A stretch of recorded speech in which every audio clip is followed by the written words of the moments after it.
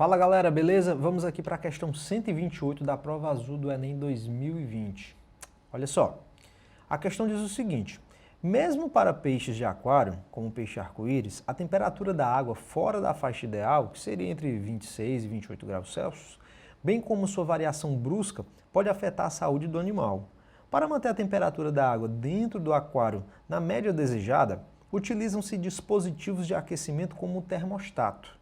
Por exemplo, para um aquário de 50 litros, pode-se utilizar um sistema de aquecimento de 50 watts, otimizado para suprir sua taxa de resfriamento.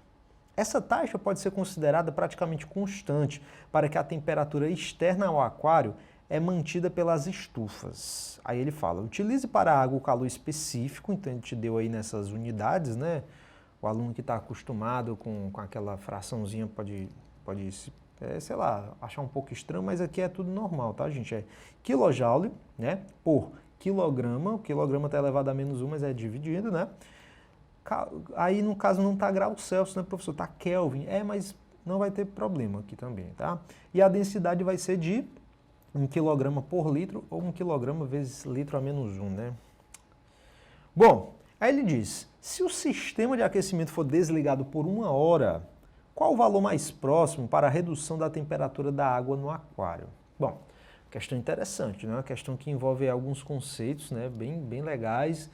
E o que ele está querendo, no fim das contas, é essa redução de temperatura, né? Poxa, professor, a gente está falando de calorimetria, né? Isso, calorimetria.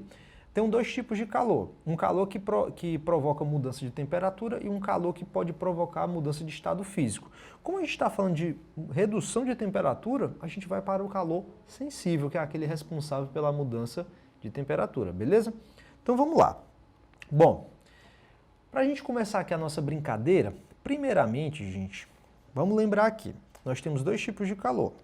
Né, o calor sensível, o calor latente, e eu já falei para vocês que o que a gente vai utilizar aqui é o calor sensível, né? Então, calor sensível, que é aquele responsável pelas mudanças de temperatura. Como é que eu calculo o calor sensível? Né? O calor sensível, que é o famoso Q macete, né? Ele é Q, certo? Que é a quantidade de calor, igual a quem? A massa, calor específico, e variação de temperatura. Bom, a questão está querendo que a gente descubra a redução de temperatura. Beleza. Então, para eu descobrir essa redução de temperatura, que é esse carinha bem aqui, pessoal, ó, a redução de temperatura, eu tenho que ter a massa. Eu tenho a massa? Tem mais ou menos, certo? Calor específico eu tenho? Tenho calor específico. Agora, a quantidade de calor. Poxa, eu não tenho, né, professor? Isso, a gente não tem. Mas tem como a gente descobrir a partir de um outro dado que ele nos deu, que foi quem? A potência, né? A potência lá do termostato. Então vamos começar brincando com ela para a gente descobrir a quantidade de calor. Bom, por definição, pessoal, a gente sabe que potência...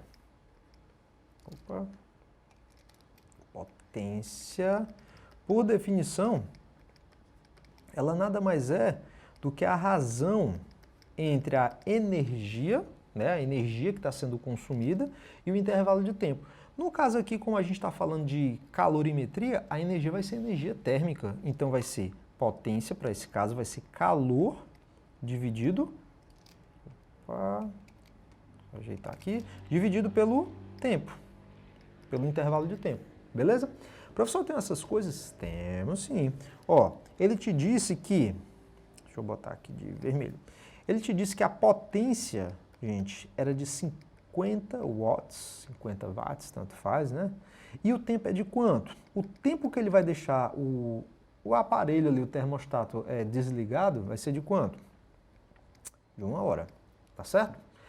Bom, mas só que o watt, ela é uma unidade que depende de duas outras grandezas, que é o joule, que é a unidade de energia, e o tempo, que vai ser em segundos. Conclusão, a nossa unidade aqui de tempo está em hora. A gente não pode utilizar hora, a gente tem que utilizar em segundo. Ah, e só lembrando também que, como o watt é joule sobre segundo, a nossa unidade aqui da energia, do calor, já vai ser em joules, não vai ser em caloria, tá, gente? Beleza? Então vamos lá. Então é o seguinte, 1 hora, né, são quantos segundos? 3.600 segundos.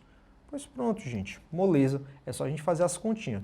Então vamos encontrar aqui a nossa quantidade de calor, que vai ser quanto? 50, vou substituir aqui, ó, potência.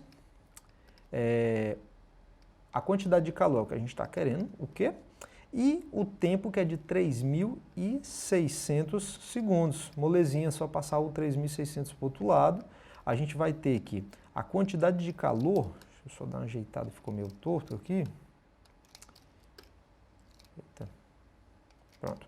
A quantidade de calor vai ser 50 vezes 3.600. Quanto é que vai dar isso? Deixa eu ver. 5 vezes 36 dá 180, né? Então vai ficar, ó, 180. Aí ficou aqui, ó, 1, 2, 3 zeros, né? Então vai dar 180 mil, o que, professor? Joules. Tá ok? Mas vamos fazer uma coisa mais legal. O que é que seria? 1000. 1000 é a mesma coisa que quilo. Então vamos colocar esses 180 mil joules como sendo 180 quilojoules. Tudo bem? Beleza. Então vamos lá, gente. Nós já encontramos, então, a nossa quantidade de calor. Está aqui ela, 180 quilojoules. Show! Agora sim a gente pode pegar e substituir lá na formulazinha do calor sensível, né? Sim, podemos. Agora, vamos lá. Na fórmula do calor sensível, quais são os dados que a gente tem aqui? Ó? A questão te deu, primeiramente, ela te deu a densidade da água, que é de quanto? É de 1 kg, aí ele botou assim, elevado a menos 1, né, gente? Não tem problema, tá? Você pode botar dividido por L, sem problema nenhum. 1 kg por litro. Ele te deu também, certo? Uma outra coisinha, que foi quem? O volume de água do aquário, que é de quanto? De 50 litros. A água, ela tem uma coisa bem massa, gente, com esse lance da densidade, que é o quê?